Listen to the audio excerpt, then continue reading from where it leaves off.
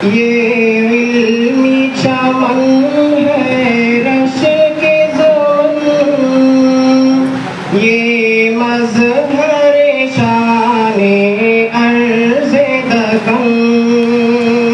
مصلیا اما بعد، معزز صدر مسابقہ و حضرات حکمین، معزز سامعین،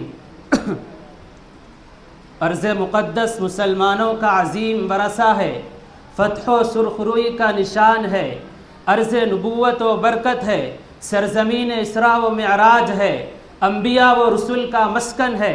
لیکن یہ بھی ایک حقیقت ہے کہ مردود و ملعون قوم کا اس پہ تسلط ہے، ان کے تسلط سے آزاد کرنا مسلمانوں کا اولین فرض ہے۔ سامعین باتمکین، جب ہم قرآن اور احادیث پر طائرانہ نظر ڈالتے ہیں تو فلسطین اور مسجد اقصیٰ کے بے شمار فضائل نظر آتے ہیں۔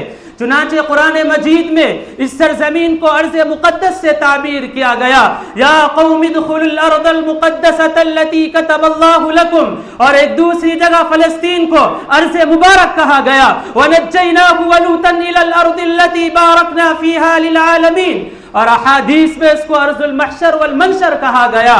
اور جب ہم اس کی تاریخ کا سرسری جائزہ لیتے ہیں تو یہ بات روز روشن کی طرح عیاں ہو جاتی ہے کہ فلسطین ملک شام کا مغربی جنوبی حصہ ہے۔ یہ بر اعظم ایشیا کے مغرب میں بحر ابیض متوسط کے ساحل پہ واقع ہے۔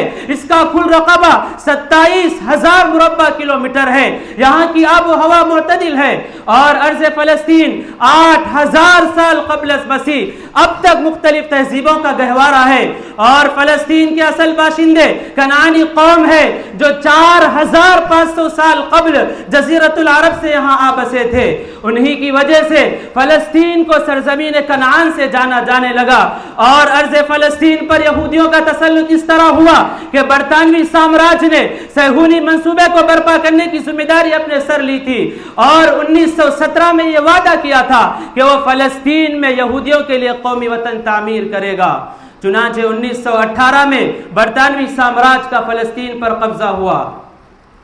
صلاح الدین ایوبی کے فرزندوں، اہل فلسطین نے قبضے کی بازیابی کے لیے جانوں کا مالوں کا نذرانہ پیش کیا، اور کئی معصوم بچوں نے، جوانوں نے، بوڑھوں نے اور ماں اور بہنوں نے جام شہادت نوش کیا۔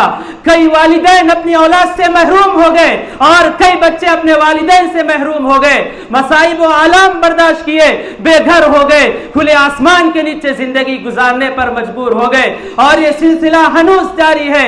بزبان حال وہ یہ کہہ دیے، باطل سے دبنے والے اے آسماں نہیں ہے ہم، باطل سے دبنے والے اے آسماں نہیں ہے ہم، 100 بار کر چکا تو امتحان ہمارا، توحید کی امانت سینوں میں ہے ہمارے، توحید کی امانت سینوں میں ہے ہمارے، آسان نہیں مٹانا نام و نشاں ہمارا۔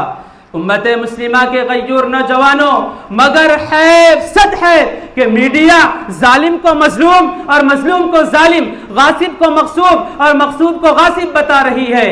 حالانکہ یہ کھلی حقیقت ہے کہ اسرائیل ظالم ہے، اور عالم برادری کی خاموشی بلکہ بے حمیتی ایسا افسوسناک منظر پیش کر رہی ہے کہ کلیجہ منہ کو آتا ہے۔ حکومت و سلطنت اور مال و متاع کی بڑھتی ہوئی حرص و تماع نے ان کی غیرت کو سرد کر دیا، ہمت مردہ سے وہ کوسوں دور ہو گئے۔